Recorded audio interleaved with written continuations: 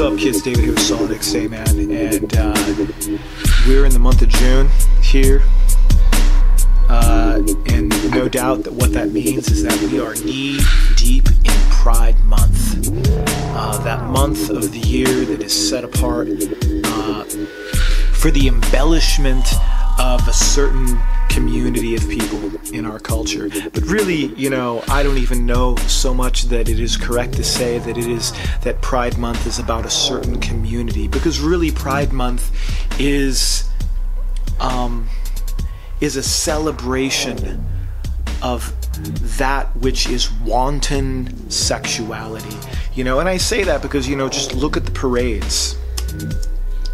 You know, it's not like it's just a bunch of it's not like it's just a bunch of poets or artists who are gay that come together in, you know, in proper form, and we're gonna march down the street, and, you know, man, it is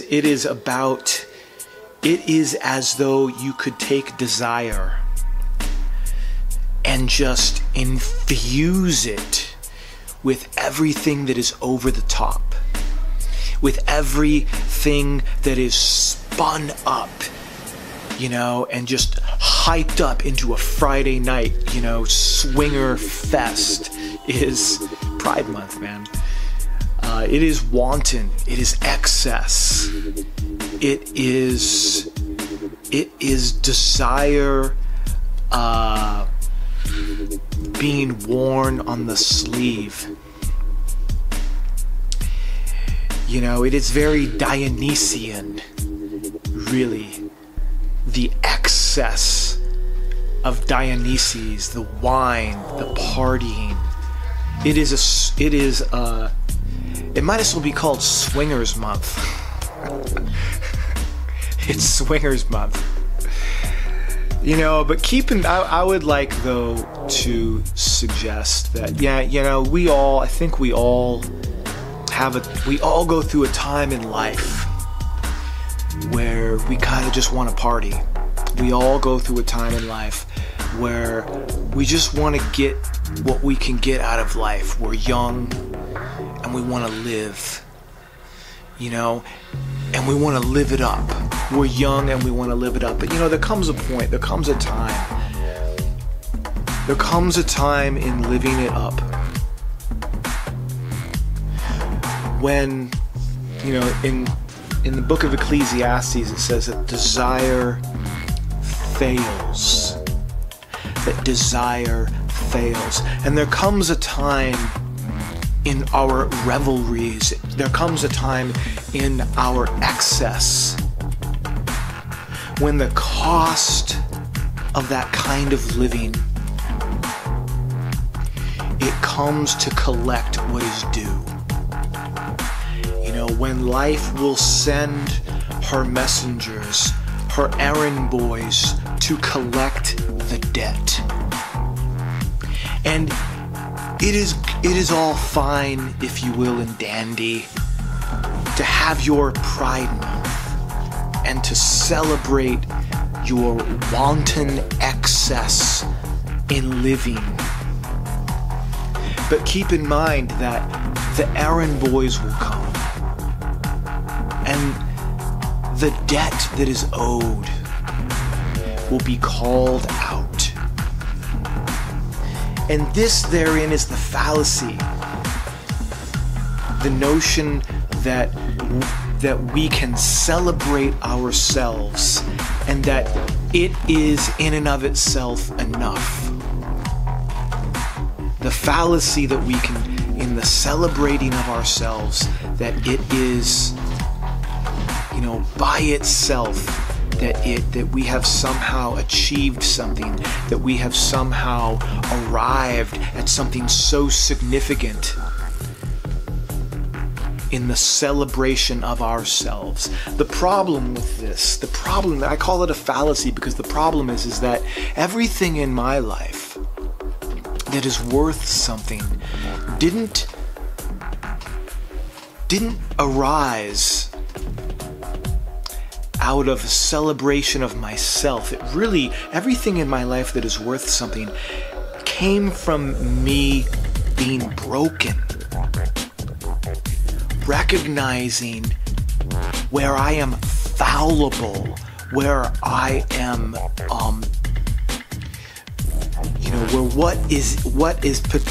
what can come forth from me can be flawed, broken,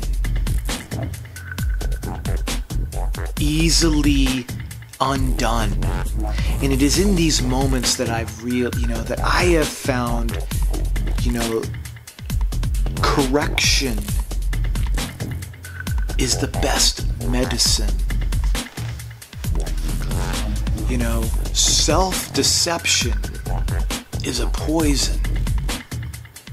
And to be so immersed and enamored of ourselves, we can miss the fact that we're butchers, and that we are butchering our lives, and that we are butchering our culture, because we can be so enamored in ourselves and not recognize that we suck at what we do. And it's when you can fathom, not with self-loathing, but in honesty and in courage, recognize your flaws, recognize that within that is crooked, untrustworthy, detestable. And like I said, not out of self-loathing, but out of, being courageous enough to acknowledge when the evil in your life is coming out of your own heart. When the evil in your life is stirred up in your own mind. And the victimhood is born of our own actions, our own choices. That we are our own victims. That it is we are victimizing ourselves in the folly in which we run headlong. Running, if you will, into damage, drinking damage, and lopping off our own feet in the process. It takes courage to be self-critical. It takes courage to recognize that, the villain is me. That, the super villain is me. In the book of Ecclesiastes, in chapter 12, it says, remember your Creator in the days of your youth, before the evil days come, and the years draw nigh, when you will say, I have no more pleasure in them. Man, I have no more pleasure in the partying, in the swinging, in the wanton excess, because the debt will come due. Before this, in verse 2, before the sun and the light and the moon and the stars are darkened, and the clouds return after the rain, in the day when the keepers of the house tremble, and the strong men are bent, and the grinding ceases because they are few. And those who look through the windows are dimmed, and the doors on the street are shut. When the sound of the grinding is low, and one rises up at the voice of a bird, and all the daughters of song are brought low. Think of, man, when all the daughters of song are brought low, they are afraid also of what is high, and terrors are in the way. When terror, man, is in the way, you are on your path, and in front of you is terror is in the way. You know, what will you do? What will you do?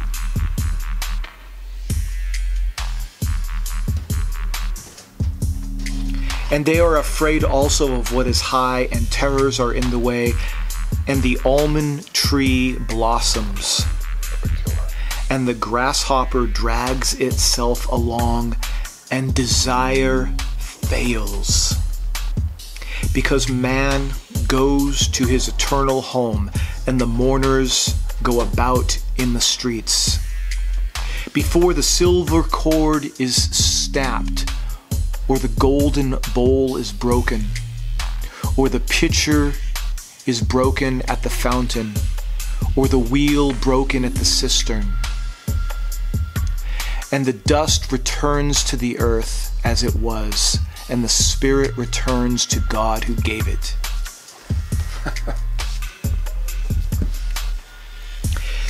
So, man, you know, it's great to live. It's great to live with fury. It's great to live with venom, but be mindful. Be mindful that the venom with which you live so with such fervor is not in itself poison. And that the victim that we can become of such poison, we can become the victims of our own undoing. Remember therefore then your Creator, while as yet in the days of your youth, man, while you are still young. Remember your Creator before the difficult days come. And when you say, I have no more pleasure in this desire that fails.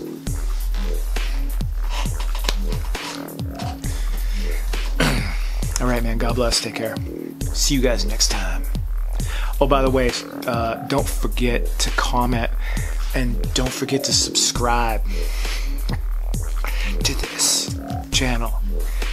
Yo, don't forget to subscribe to this channel. What are you talking about, dude? Just subscribe to my channel. Do it. Right, man. God bless. Take care.